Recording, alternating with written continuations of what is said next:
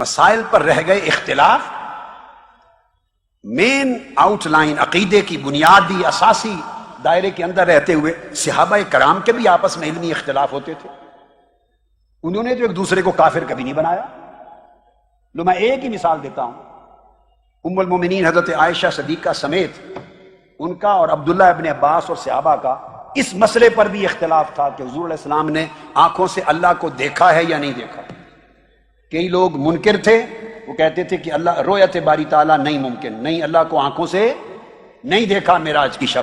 اور کئی صحابہ قائل تھے کہ آنکھوں سے دیکھا، ایک نہیں دو بار دیکھا ہے۔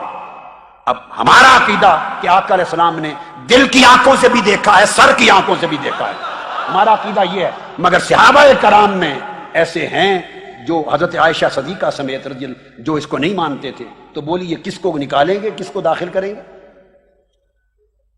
آپ بخاری شریف کو دیکھ لیجئے، مسلم شریف کو دیکھ لیجئے، ترمذی شریف کو دیکھ لیجئے۔ میں نے ایک مثال دے کے آپ کو بہت بڑی بات سمجھا دی۔ اتنے بڑے مسئلے تک اختلاف ہوتا تھا کہ رؤیت باری تعالیٰ ہوئی یا بولیے نہ ہوئی، وہ بھی صحابی اور وہ بھی صحابی۔ یہ آقا علیہ السلام نے کلچر دیا تھا، آقا علیہ السلام نے کلچر دیا تھا۔ بہت سے صحابہ میں پھر اختلاف تھے، ان کی روایات اسی وجہ سے تو الگ مذاہب بنے۔ بھئی موزوں پر مسح ہر کوئی مانتا تھا، بعض صحابہ جرابوں پر مسح کرتے تھے، بعض نہیں کرتے تھے، تو کسی نے سنیت سے خارج کر دیا۔ پھر مذاہب میں اس پر قول بنے۔ نماز حضر میں، بیماری میں، بارش ہو تو جمع کرنی ہے ظہر عصر کی اور مغرب عشاء کی یا نہیں کرنی۔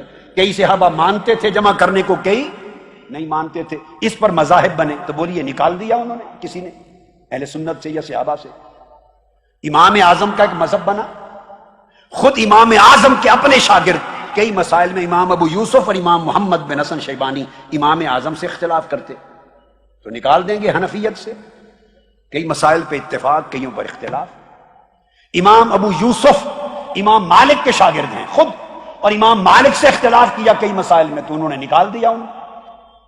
امام احمد بن حنبل امام شافعی کے شاگرد ہیں، اور امام شافعی امام مالک کے شاگرد ہیں، امام ابو یوسف نہیں، امام شافعی امام مالک کے شاگرد ہیں۔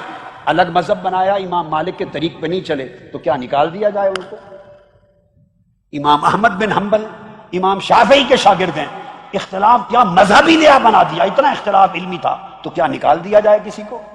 اسی طرح چار مذاہب ہو گئے، آپس میں اختلاف ہیں مگر ہم چاروں کو حق مانتے ہیں۔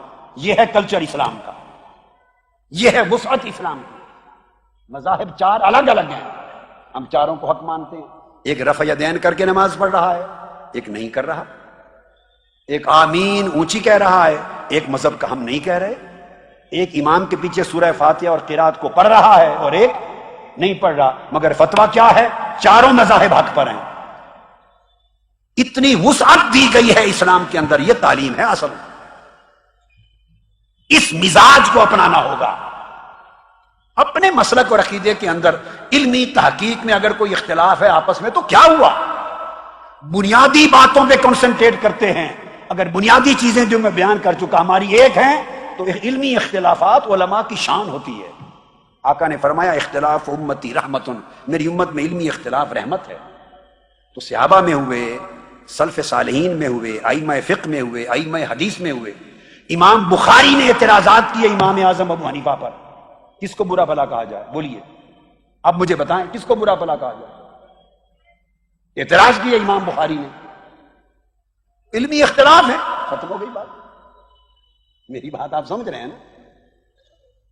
اسی طرح بہت سے ائمہ کے درمیان ائمہ تفسیر کی کتابیں پڑھیں، ائمہ عقیدہ کی کتابیں پڑھیں، ائمہ فضائل و مناقب کی پڑھیں، ہر باب میں آپ کو ہر سطر میں ملے گا کہ فلاں نے یہ کہا مگر فلاں نے یہ کہا۔ اختلاف ہے ہر ایک کے تعبیر پر، تشریح پر، مگر کسی نے 1400-1500 سال میں یہ روش نہیں اپنائی کہ علمی اختلافات پر پکڑ کے اہل سنت سے خارج کر دیں اور اسلام سے خارج کر دیں۔